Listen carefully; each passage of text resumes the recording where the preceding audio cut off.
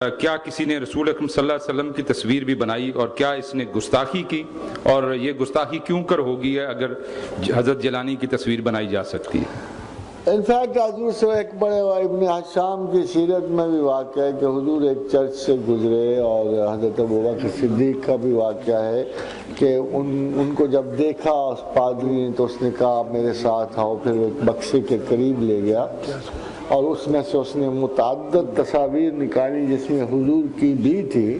اور کہا کہ ہمیں بتایا گیا ہے پرانے زمانے سے کہ یہ نبی آئیں گے، یہ نبی آخری زمان ہوں گے، اور ان کے ساتھیوں کے بھی تصویریں ہمیں دکھائی گئی۔ اور میں نے آپ کو اس لیے پہچانا ہے کہ جب آپ کو دیکھا تو مجھے پتہ لگ گیا کہ آپ اس نبی کے حواری ہیں، اور اس لیے میں آپ کو لے کے آیا ہوں ساتھ۔ تو تصویر بنانے سے تو لینگویج شروع ہوئی ہے۔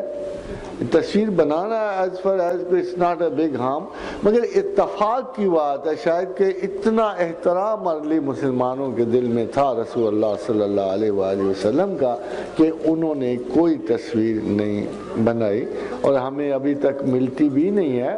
ایرانینز نے بعد میں اپنے عامہ اہل بیت کی، جناب علی کرم اللہ وجہہ کی اور سارے اہل بیت کی تصویر بنائی ہیں، but that is imaginary, that is not true۔